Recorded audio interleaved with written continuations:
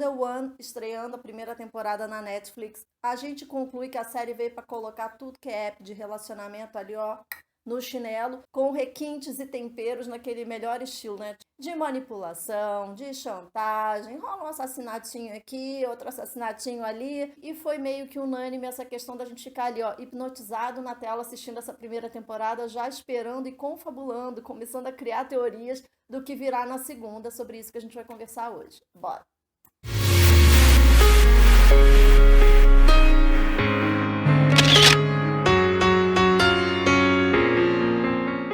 Hello, tudo bem? Eu sou a Cris Cardoso.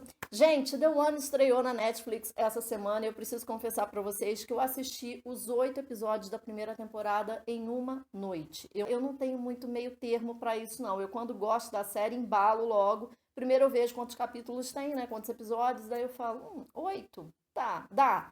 Já preparo ali o meu cantinho, o meu ritual para maratonar a série. A série é baseada no livro de John Marrs. The One é uma empresa multibilionária que revoluciona essa história dos matches entre pares perfeitos, tá? O cerne dessa empresa é o quê? Unir a ciência com o comportamento humano.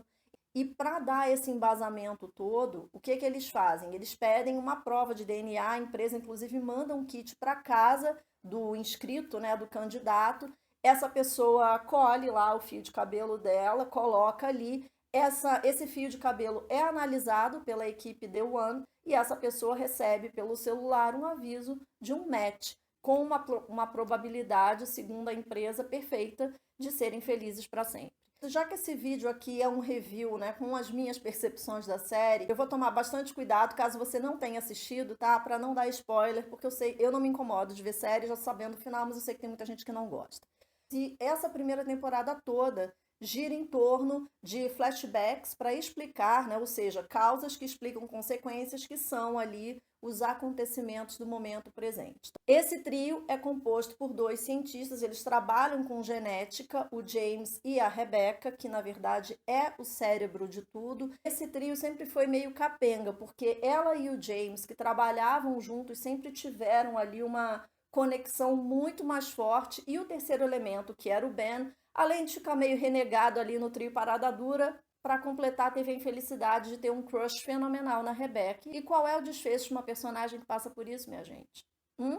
Ele se ferrou. Foi dessa para melhor e não ficou para ver o que aconteceria depois. Então temos Rebecca sendo a figura central, realmente a manda-chuva nessa história toda. O James, que em todo esse flashback de passado até fazer a empresa decolar, realmente foi o cúmplice dela. E o Ben, que nunca teve um entrosamento perfeito ali entre os três. Já começou a série assassinado no presente, apenas com esses flashbacks para explicar a história toda e trazer a gente para cá. Achei muito positivo que a série já começasse deixando tudo em pratos limpos. Toda a narrativa, tanto do trio quanto as histórias paralelas, né, que dão um movimento bem interessante para essa primeira temporada, tudo isso ficou claro desde o começo, sabe? Não teve, assim, existe o suspense, existem os crimes que serão desvendados provavelmente para a segunda temporada, óbvio, né? Para deixar o tempero, o gostinho de quero mais. E a história, a partir desse momento, fica concentrada no James, que se isola completamente do mundo, não quer mais saber. A Rebecca, que o tempo todo tenta colocar o passado dela embaixo do tapete. As personagens paralelas, que na verdade dão essa abastecida, esse combustível todo, porque são essas personagens que contam a narrativa da empresa. Então, algumas delas são envolvidas no momento presente. Por exemplo, a gente tem o núcleo, né, dos policiais que vão desvendar esse assassinato, e aí eles fazem toda essa interface com a Rebecca, porque foi ela que avisou para a polícia. E aí as coisas começam a pipocar. Então, a policial, a detetive, por exemplo, que está investigando este caso, foi uma das pessoas que se candidatou para conhecer o par dela e ver com quem ela daria match. Então, a gente tem todo esse núcleo. A gente tem o núcleo também da mídia, que faz, né, aquele buzz todo em torno da empresa, e o tempo todo na série eles tentam mostrar aquele movimento, sabe, do quanto a Rebecca é poderosa, amada por partes, odiada por outros. Existe uma parcela que acusa a empresa de ser a culpada pelo aumento da taxa de divórcios no país. Naquelas cenas típicas que a gente vê, né, daquele carro que vai com ela e o segurança, vai em alta velocidade, volta em alta velocidade, vai para a conferência e tem aquela voz, né, de BG, E com vocês, senhoras e senhores, Rebecca Webb. Aí ela entra, né, e começa aquele discurso todo, muito bem assessorada, muito bem treinada. Então, o tempo todo, a figura dela como celebridade, imponente, forte, manda-chuva, businesswoman mesmo, é acentuada ao longo da série, né? Existe uma figura que eu, Cristina, tenho sérias desconfianças de que vai causar demais se houver terceira, quarta, quinta, talvez deixem mais para frente, porque parece que é uma personagem meio ali, sabe, em segundo, terceiro escalão, mas eu acho que esse cara vai surpreender, que é o motorista dela. Esse cara tem um passado meio escuro e ela contratou e praticamente ele é a alma dela. Ele sabe de absolutamente todos os podres e todos os segredos, inclusive ele, quando tem que fazer ali o trabalho sujo, é ele que põe a mão e suja, não é ela. Então, no final, eu tô achando que esse homem vai dar um certo trabalhinho para ela. A conta por essa cumplicidade de uma pessoa que já tem um passado meio turbulento vai chegar em algum momento para a bichinha pagar. A gente só não sabe em que momento é esse, né? Eu achei um pouco caricato a figura da personagem dela. Então, eu tô falando basicamente de figurino, eu tô falando de postura. Ela é uma personagem excessivamente magra, e a direção deu para ela um tom de ruptura, né? Então, assim, no começo, quando eles só estavam trabalhando no laboratório ali, estudando genética e tudo, ela dividia a casa, o Ben era roommate dela, né? E o James não. Eles tinham uma relação quase que de irmandade ali, ela e o James. Trabalhavam juntos, eram super cúmplices, descobriram juntos esse caminho para o Império se erguer. E o Ben dividia a casa com ela e claramente, assim, as cenas deixam claras desde o princípio que ele olha para ela completamente diferente, né?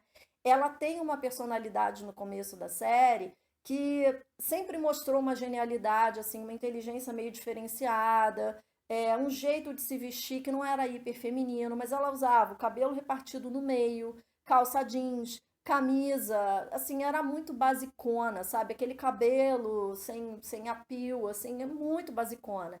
E para fazer essa ruptura, né, para o momento bilionário dela, amarga, businesswoman, aquela pessoa sisuda, que parece que carrega, né, um container nas costas, eles transformaram essa mulher, assim, trocaram o figurino completamente, jogaram terno, colete, um coque meio retrô, mas meio repartido do lado para manter um ar de feminino.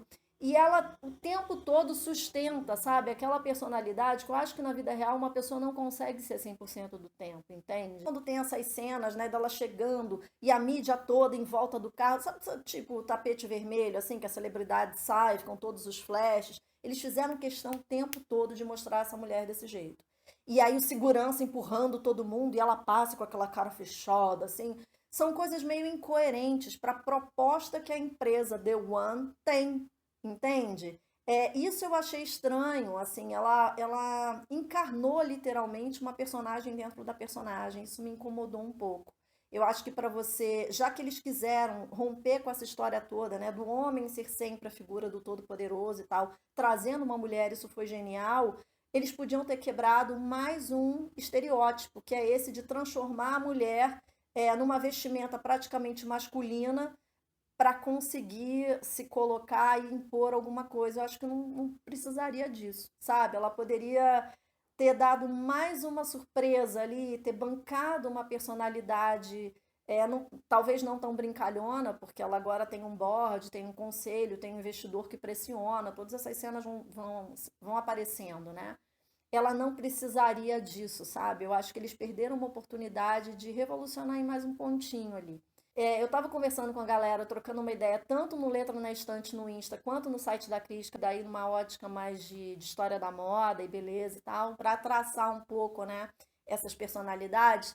E aí eu estava conversando com uma seguidora e eu falei para ela, eu falei, cara, eu fiquei refletindo que se eles tivessem estendido essa primeira temporada de 8 para 11 episódios, daria para fechar essa história toda. Porque no final dessa primeira temporada existe um encontro dela com o James. E ela tenta dar uma rasteira nele também. Só que, cara, ele vai para esse encontro, sabe, parecendo aquela pessoa inocente que não sabe do que o outro é capaz, sendo que ele trabalhou com essa mulher a vida toda. Ele sabe o que ela aprontou no passado. Ele é cúmplice dela numa série de coisas. Então, assim, Eu acho que falta, assim, se eles realmente quisessem dar um the end ali, sem fomentar essa história toda que a gente está criando aqui, né? E as teorias que serão criadas com certeza para guardar essa segunda temporada, eles poderiam ter feito o James já ir para esse encontro totalmente resguardado, para ele virar o jogo, sabe? E isso não aconteceu. A gente ficou com alguns rastros no final da primeira temporada, laços, pontinhas soltas que não deu muito para entender, porque pode ser que realmente essa surpresa aconteça. Estou com três na minha mira: o segurança dela, o suposto marido de fachada que ela tem, né, o par dela, e o James, tá? Porque existe um match dela nessa história toda que não faz parte desse enredo principal, mas já apareceu na primeira série também, logo nos primeiros capítulos.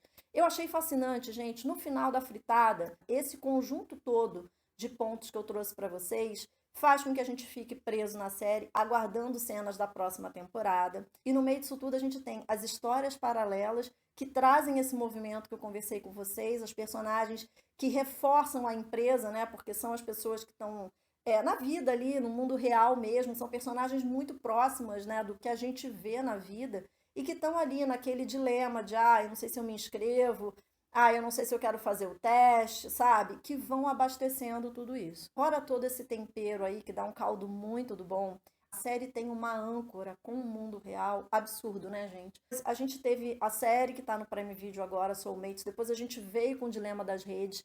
São temáticas que são muito presentes na vida da gente, que têm sido muito questionadas, né? O quanto a gente está dependente da tecnologia, o quanto a ciência está avançando para conseguir substituir, inclusive, padrões humanos e como o nosso comportamento de humano está se relacionando com outros humanos no meio de tudo isso. Então, o núcleo mesmo, o diamante de The One, é essa conexão entre ciência, tecnologia e gente. E esse enredo todo que foi desfigurado a partir do primeiro episódio, eu achei isso sensacional. Do primeiro episódio ao oitavo, você tem clareza do que está acontecendo. Mesmo havendo os flashbacks o tempo todo, a história acontece, você consegue acompanhar uma narrativa que te dá cada vez mais vontade de ir pro próximo, e pro próximo, e pro próximo. Goste você desse tipo de série que mistura conspiração com assassinato, com manipulação, com genialidade, com ficção, enfim, ou não, vai terminar de assistir essa primeira temporada, pelo menos